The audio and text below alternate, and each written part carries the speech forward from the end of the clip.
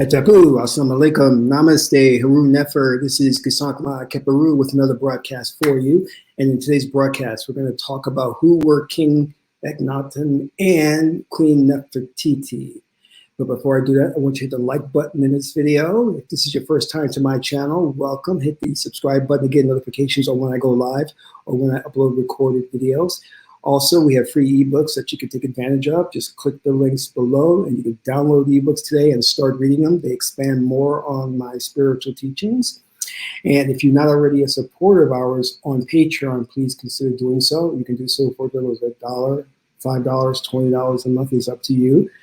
Your support gives you exclusive access to all the content, which are instructional videos on meditation, how to invoke spirits, how to use the oracles, how to charge an amulet, all kinds of really, really cool stuff. So become a Patreon supporter. You can cancel at any time, no obligation.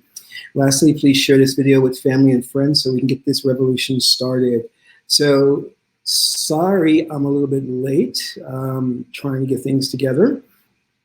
So Huru Nefer. So let's talk about a really interesting subject matter, all right? Let's talk about Akhenaten and Nefertiti.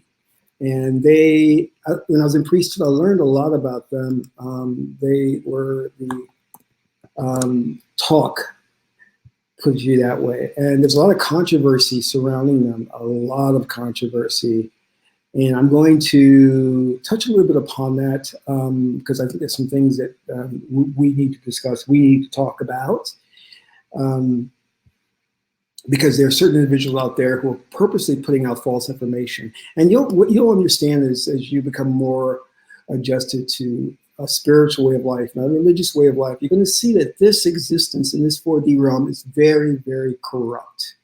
You know, and it's just amazing how what it tends to do is it allows those who are committing evil, doing things wrong, it allows them to get a pass. Meanwhile, when you come along, you try to live a righteous and truthful and justice life, you're met with roadblocks and obstacles. Case in point, we know that DMT, ayahuasca are basically medicines that allow you to access different realms, but they're illegal. Why are they illegal? But then again, they allow tobacco, cigarettes, which are very, very toxic out there to the public. Anybody can use those. So you have to really ask a question, what's going on? Simply because DMT and ayahuasca remove the ego, remove the person, and allows you to connect with source and experience oneness, experience wholeness from a right brain perspective. They don't want you to do that because then you will start to understand from a different perspective that we all one, and you will have an epiphany. And it's the last thing that this evil and corrupt backward society wants. Another case in point is we know that the ancient Kemetic people were African people, Black African people.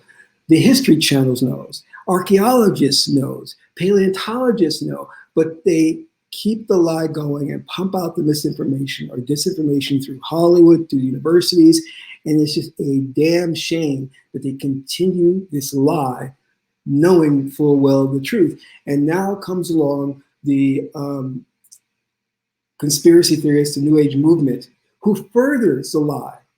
And they're supposed to be the ones, the conspiracy theorists, that are uncovering things. And what they do is they make things worse and convolute the subject matter by interjecting ancient aliens. It just gets unbelievably stupid after a while. Anyway, so let's talk about Akhenaten and Queen Nefertiti. First and foremost, Akhenaten, his real name was Amenhotep IV. He was crowned king, pharaoh of Egypt in 1350. His father was Amenhotep III. And the only way that Akhenaten became pharaoh was because his older brother, I believe, passed away and he died. So the crown went to him, which is next in line. Now, his father was the worshiper of Amun, the deity Amun. And this is coming from the pantheon of gods, because at that time, Egypt, you can't say they were polytheist, because polytheists believe in, like, essentially no one God, but many different gods. That's not true.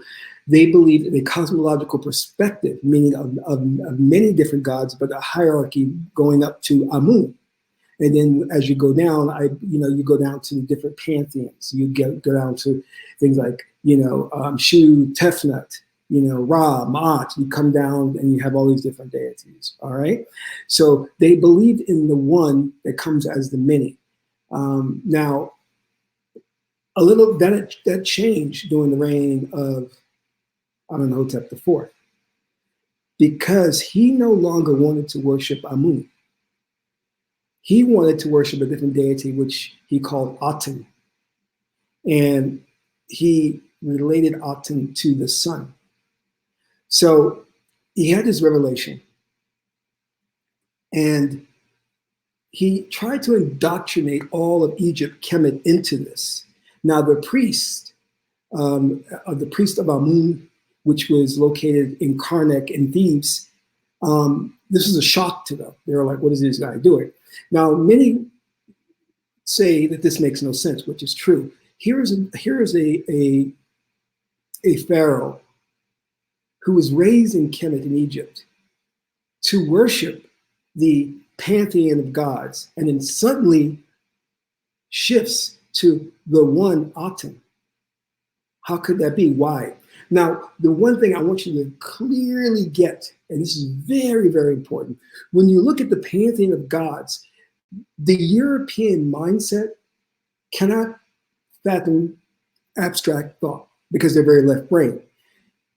The ancient Kemetic people, being dark-skinned, hue, black, were abstract thinkers. So when they looked at the pantheon of gods, they weren't seeing anthropomorphized, or whatever you want to call it, gods, or they looked at principles in a way. No, deities, yes, let's get that straight. But these deities, we can attribute it to something like chemistry. We have the mixing of different chemicals. Well, these deities also personified, represented, yes, divine figures, but also represented principles. And as these principles were the inner workings of the universe, this is important for us to get this and understand this. So when you see a priest of Amun Ra, you're looking at the combination of energies, Amun and Ra. It wasn't as Egyptologists speculate, and this is how they speculate because they're so damn concrete thinkers. They're thinking, well, there was the temple of Amen and the temple of Ra, and that they had a dispute, and they were able to settle the dispute by coming together and then worshiping together as Amen Ra. That is not true. That talks about some theological or political differences that come together to synthesis. No, that's not true. Well, actually, the synthesis is correct. What you have there is you have the Kemetic priests who were occultists. They practiced alchemy. They looked at the principle of Amen, the hidden energy, matter, and rest, and they looked at Ra, energy, Kundalini energy, and they said the combination of these two in occult magic does what? Oh, this is a great force, a hidden force that comes alive in a burst. Thus, this is why they have this serpent over the disc, representing the Kundalini energy being powered by the disc, the sun, the energy of Ra. Okay. They're not looking at a political theological difference and then coming to terms and saying, well, we're agreed that we'll worship Amun Ra. That's not true. These individuals in the priesthood were masters of energy manipulation. And like chemistry, when you're mixing in, H2O, 2 hydrogen, they knew how to mix different energies of the deities to come together to form a specific third energy through synthesis. A third element, if you want to call it that. So these Egyptologists come along and they'll give you this bullcrap, because again, they only think of concrete, and their mindset comes directly out of the Greek and Roman thought patterns, which is about verbal discourse, about bureaucracy, about theology, not anything about metaphysical energies combining in alchemy to form a new higher element. They don't think that way. So the Egyptologists, when they write their interpretations of what happened, with the different temples of Amen and Ra, they always say, well, it was just a theological difference. And they came together and they said, we're going to work this out and we'll just create one temple called Amen Ra. No, they looked at it scientifically and said, what do these two energies together form? One is fire. You know, does that work well with the energy of Amen? All right, so that's just a little bit of backstory. I digress, because I'm tired of this disinformation that's being put out. So Amenhotep IV comes along and says, we're going to worship Aten, which, again, I'm not going to go into this, but the Egyptologists have it incorrect. They think he worshiped the sun. That's not what it was. All right, anyway. They're wondering where he got that from. Now, in the previous video, I talked about, here comes this woman out of obscurity named Nefertiti, which kind of means the most beautiful one, or the beautiful, and there's the distinctions, and we have to get this straight. There's Nefertiti and there's Nefertari. Okay, we're talking about Nefertiti here, okay? Nefertiti, in some scholars say was a Median princess, or she was of the Median background. So she was a foreigner. And because she was a foreigner of a Caucasian persuasion, she brought with her the idea of monotheism and introduced that to Amenhotep IV, who then accepted it, Aten, and then changed his name to Akhenaten, worshiper of Aten, and became a pacifist and a believer in one God. In fact, it is speculated that he is the inspiration for Moses.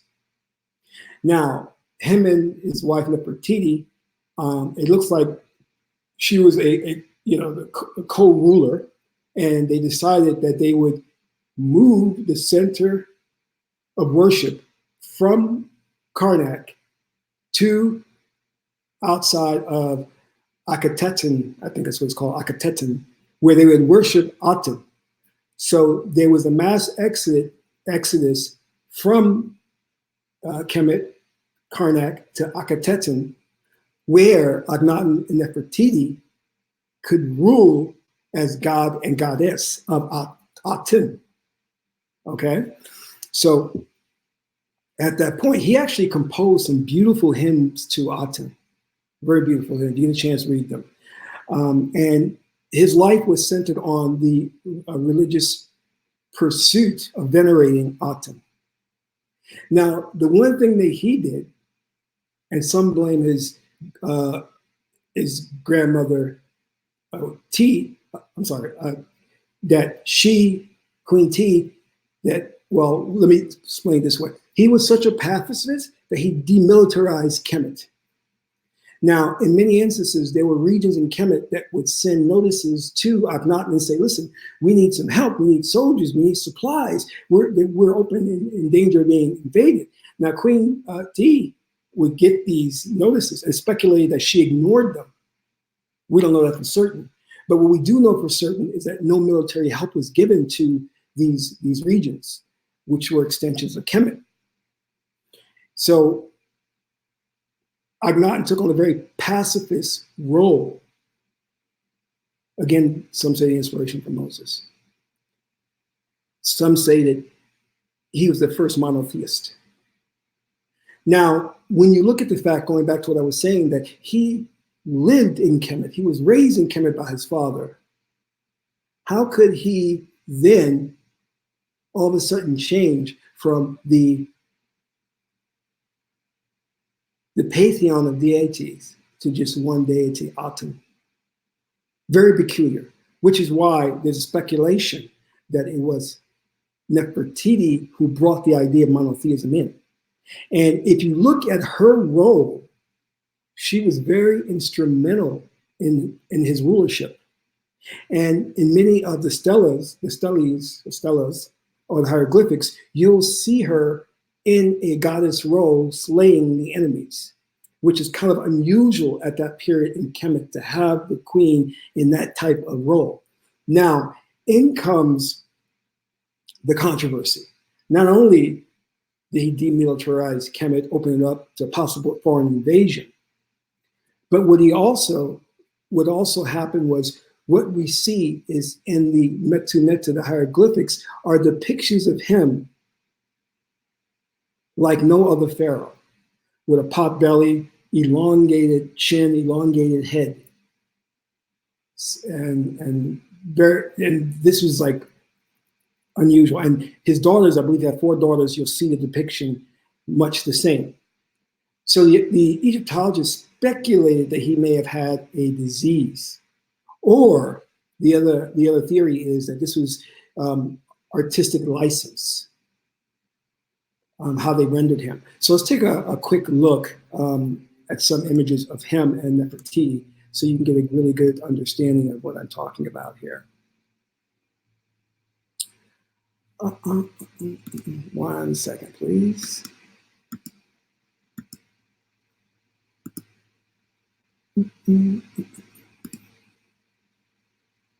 There we go. Alrighty. This is Nefertiti, and on the right is Akhenaten. Akhenaten, actually. Akhenaten, wearing the crown, and you see his elongated chin. Now, this is a bust of Nefertiti. Here is the artist's rendition in the hieroglyphics. You'll see them here.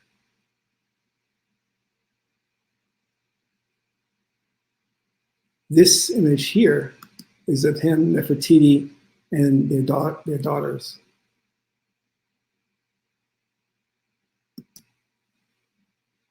Okay. What's important to note here is the sun and the rays coming down. Aten. Here is Akhenaten worshiping Akhenaten. I'm sorry, worshiping Aten. Aten. Now,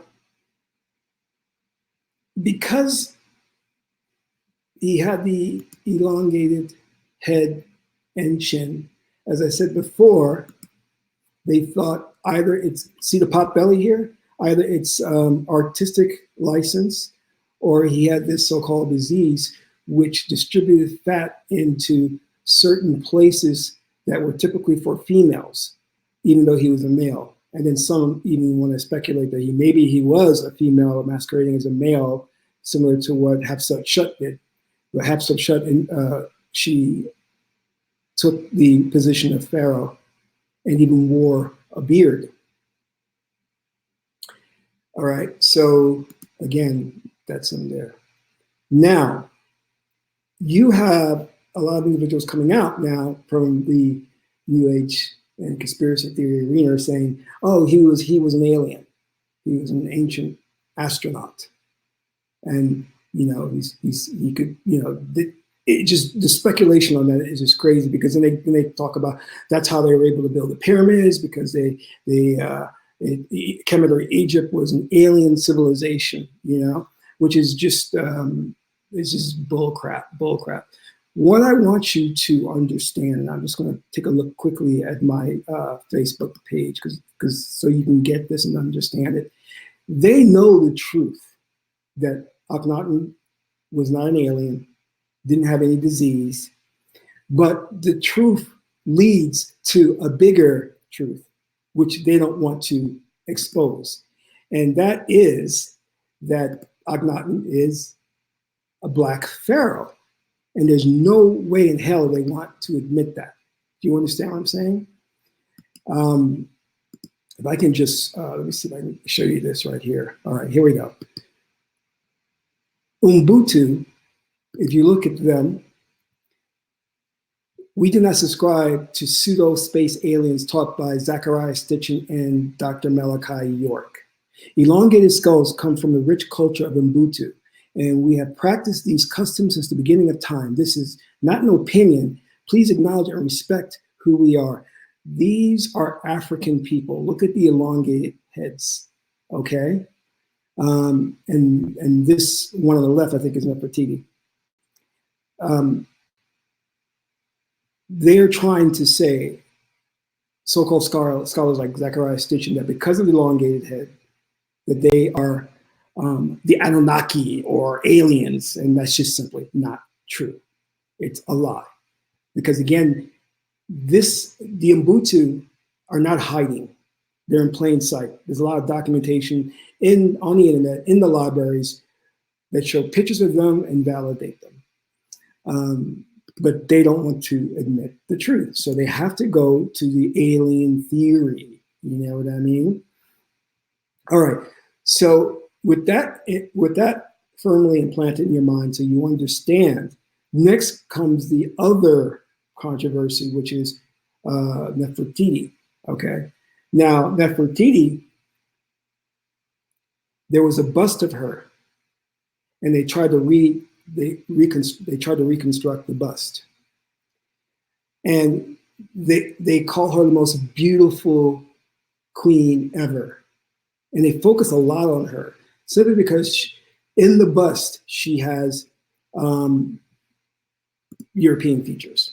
So they highlight that bust to death.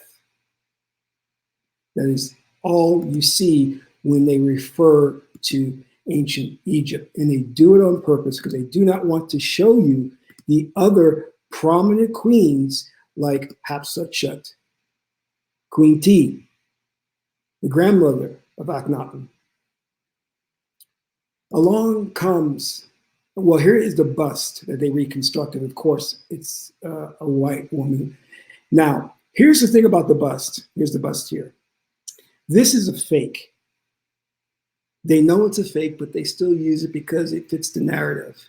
So I want to play a video for you so you can understand the lengths that they go through, because they really convolute the subject matter, and it's twisting and turning, and it takes a hell of a lot of work to get to the truth, you know?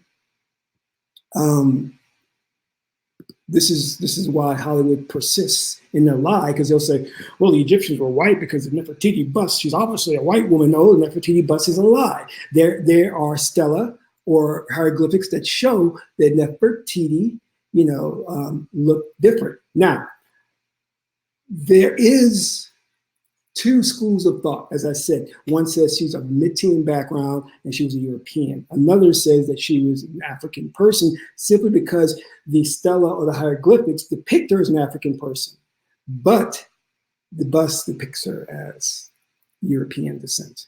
So let's just look at this video here, and you'll get a greater understanding of what I'm talking about.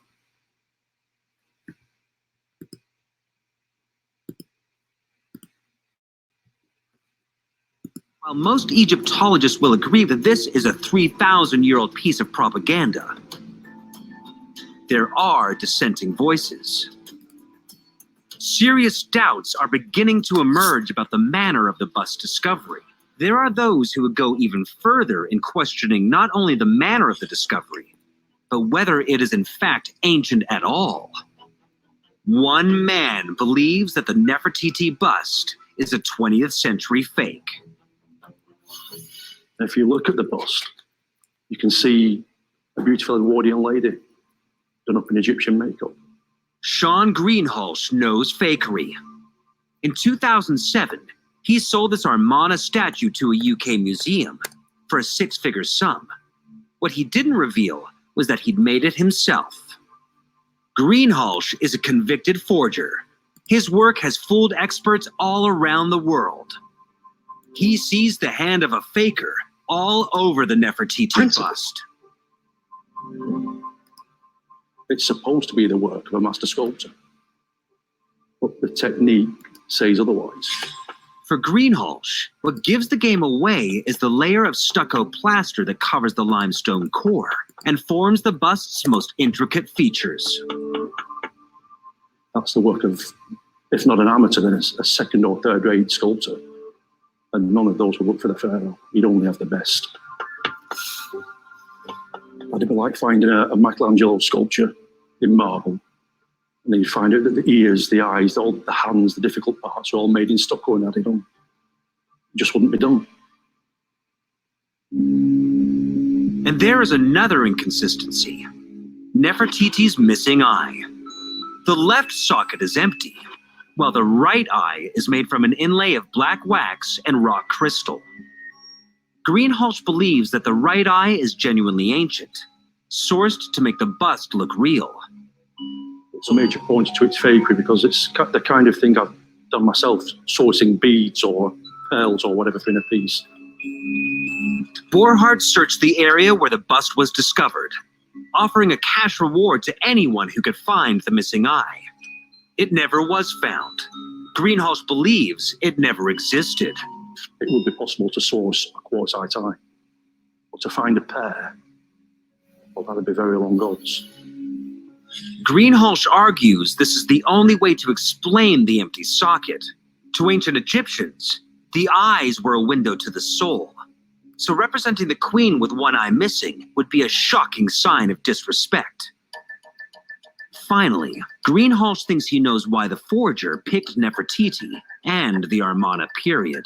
If you're going to pick a period of Egyptian art to fake, the Amarna period is really the best because the sculpture wasn't any more difficult than any other period, but it is the most valuable today to collectors and the rarest because it lasted such a short period of time. The damage on it is the major point of it being a later copy. It's something I've done myself, something I've seen on other fakes. It's quite obvious if you look at where it's damaged.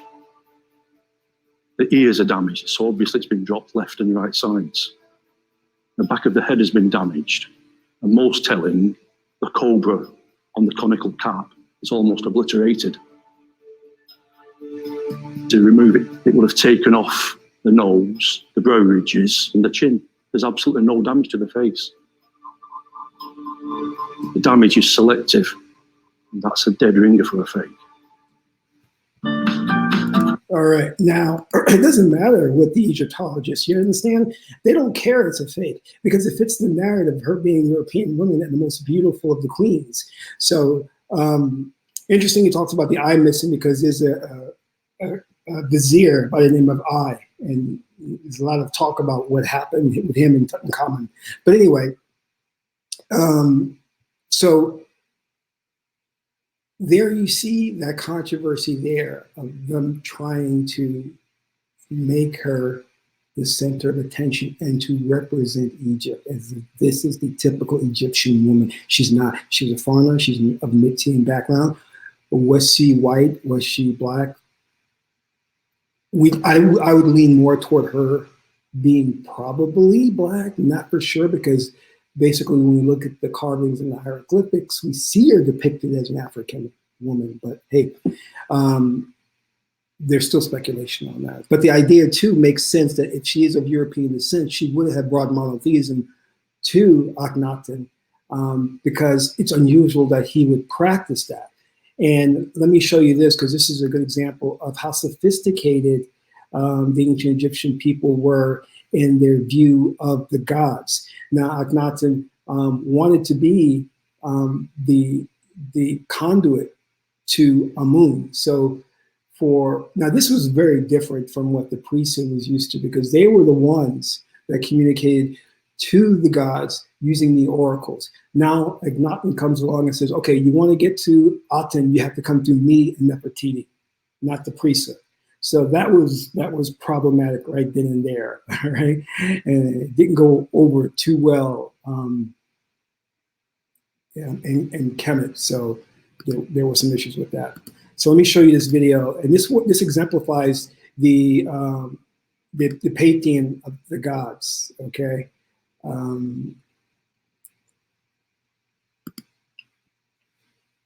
The pantheon of the gods. Okay, so let's look at this. And her husband, Akhenaten, the king, is the male element of creation, the two of them, of course, being essential for the continuation of the cult to their god, the Aten.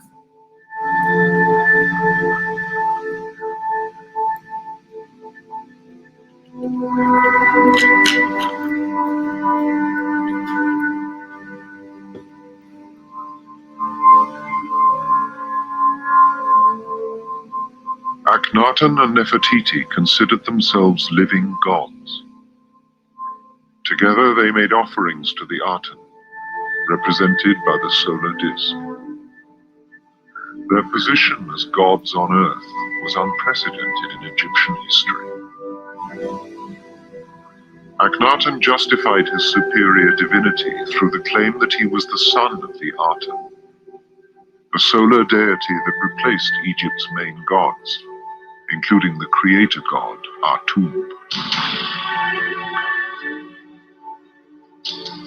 The Egyptians thought that the world was created by a family of gods. And we have 4 generations, and the family tree is the following. We have Atum, who is a creator god, and he creates Shu and Tefnut, the first divine couple. And at the very end of the divine hierarchy is Horus. And Horus is identical to the ruling king of Egypt. So he is in between the divine and the earthly worlds. Now, what Akhenaten did is he wasn't very happy with this situation, his own situation at the very bottom of this family tree. So he places himself up to the first level after creation. And he himself wants to play the role of Shu. And since the creator created a couple at the beginning, he also had to have somebody who replaces Tefnut. And into this position, he put Nefertiti, so that there is again a couple in the position directly after the creation of the world. This is very well proven because of her very unique crown. It's a crown of Tefnut. Okay. So I want to take a look at the pantheon of gods there. And you can see that right there. And it's important to understand that that is not just about representing deities, but it also is energy. Shu and Tefnut are yin and yang, all right? And Atum is the hidden energy. And it manifests Shu and Tefnut, and from that comes Geb and Nut. Geb is the earth, Nut is the sky, and then you have Osiris, Isis, Nephis, and Set. All right, so these are actually energies, principles. And what this individual is saying is that Akhenaten replaced Shu and Tefnut with Akhenaten and Nefertiti, which makes no sense, and that would definitely have went against Kemet's so-called theological philosophy about the emanation of the universe and how everything came into being. Because unless he wanted to say that him and Nefertiti represented the yin and yang principle, which he was alluding to. Yes, he was getting into that. But they focused on alchemy and the energies. Now, many, again, of these Egyptologists and archaeologists want to paint the picture that it was just a theological difference. Now, 17 years after his rule, Akhenaten passed away. And as soon as he passed away, the Kemetic people got rid of Aten and went back to the old deities and back to the pantheon of the gods. And that demonstrates and shows that they were more focused on the traditional view of how the universe was made, how it came to fruition. And in fact, some speculate that they tried to erase records of Akhenaten in the hieroglyphics because he wasn't looked back upon with fondness. Again, remember that he was a pacifist, that he, in a sense, demilitarized Kemet and made it open to foreign invasion.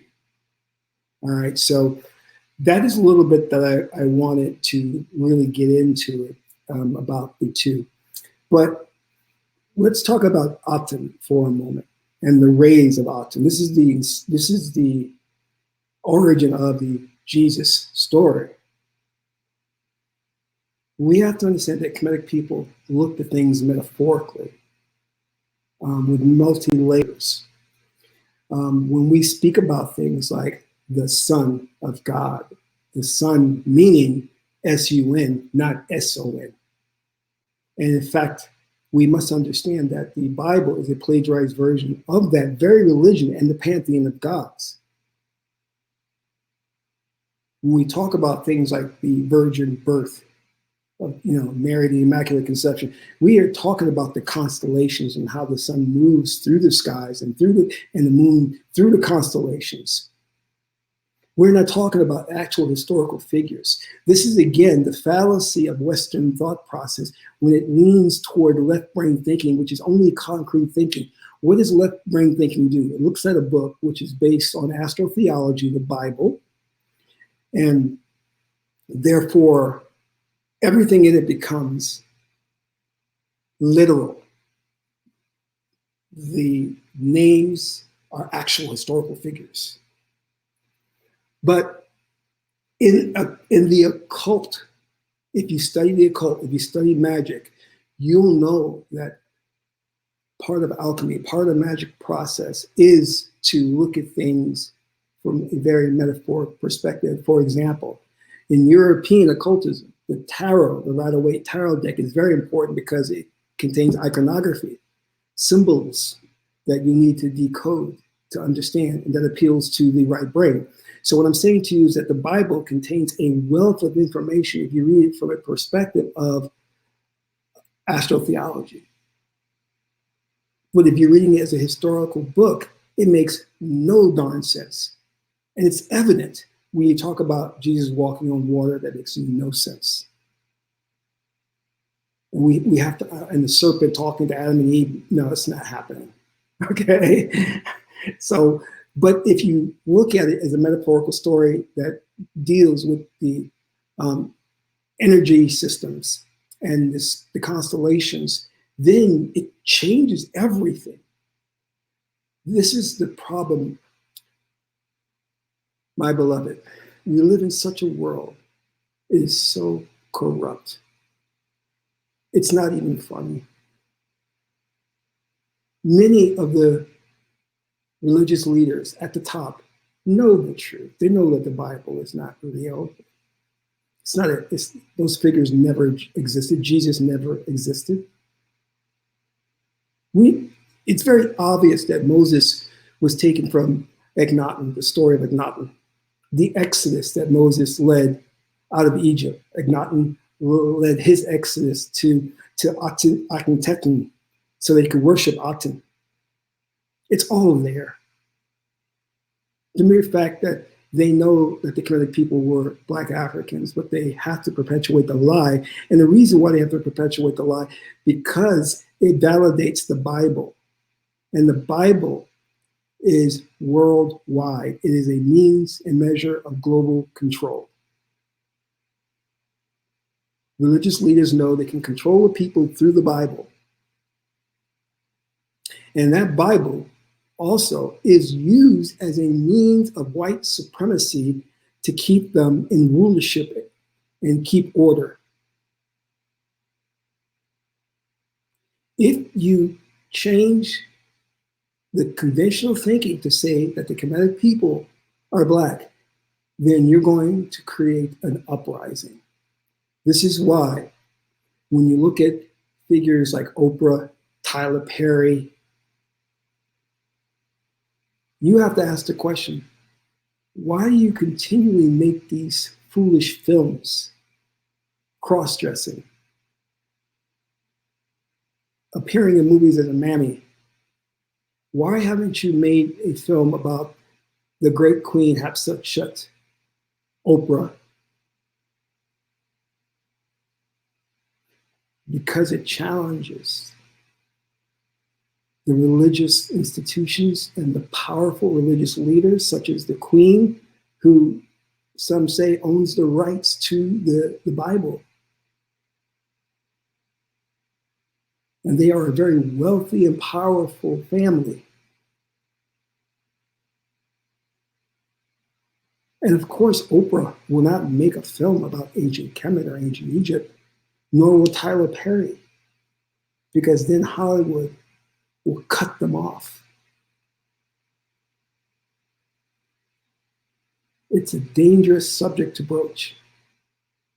And when you want to study this ancient Kemet, you have got to dig deep because there's so many lies and twists and turns and misinformation. You're going to have to put on your thinking cap and look at things from a very critical perspective. I had hoped that the conspiracy theory arena, the New Age movement would come along and set the record straight on some of this. But what they have done is they have come along and made things worse with their bullshit, alien intervention, alien cultures, Anunnaki.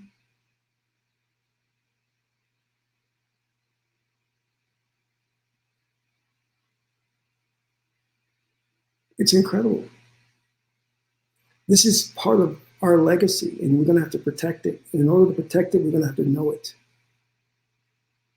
And we're going to have to be able to defend it. And I did a video, I think it was last week, where I visually showed you the hieroglyphics of what the ancient Kemetic people look like. There's no way that you are to go to Egypt and walk into the tombs and look at those hieroglyphics and then somehow extrapolate that they were white. There's no way you could do that unless you have cognitive dissonance, or you're schizophrenic, or you're insane. The writing is on the wall. They left us a record of their lives, what they look like, their religion. And then you have these Egyptologists come along who can't think straight because they're all left-brained, and they call themselves documenting and interpreting it, and they screw it all up. They screw it all up. They don't understand abstract thoughts, abstract concepts. Do you know what a pickle we're in? We have a very sophisticated science left to us in the form of the Bible. And you have these nincompoops coming along and reading it literally. The occult magic that our ancestors practiced was a right brain field of study that dealt with mythological metaphors, alchemy, energy manipulation, and we screw it up by reading things literally. But that's done on purpose. They want you to read it literally. They don't want you to think metaphorically, because that opens the gate to you practicing magic and practicing the Egyptian science. And then it puts power in your hands and removes the power from the Queen of England, removes the power from the Pope, and places the power back in your hands.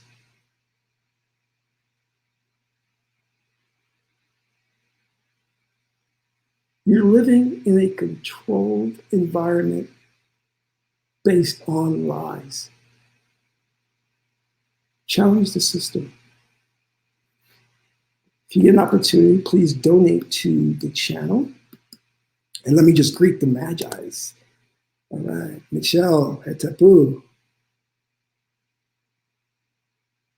Michael, Namaste. Jomo, Hetapu. Bob, Salam. Ladana, Haru Nefer, Kobu, Etep, Nikki, Etepu, Clifton, Namaste. Thank you for joining me. Sorry I was late, but I think you have gained a lot from this broadcast. And if you take away anything, understand that our ancestors thought metaphorically. Don't read literally everything that you see. And also, by the way, if you're interested in taking your knowledge and wisdom of this science to the next level, then I basically encourage all of you to sign up for my program, which is Reality Manifestation. And here's the website. And this program will get into the science of manipulating this fourth dimensional realm so that you can take charge of your life and create the world that you want by practicing this ancient mystical system. Actually, the Egyptians call it, it's called the, well, when you went to study this, it was in the Egyptian mystery schools. So it's called the mystery system. But we know it as the religion of Asar and Aset. And I've called it the Reality Manifestation Program because it shapes you, it shows you the secrets to be the God-man and God-woman you were supposed to be. So thank you for tuning in. As always, this is Kasaf Ma'at Keperu, son of Ma'at and Tehuti. Ma'at is the beautiful goddess Heru. Until the next broadcast, I'm in Ra.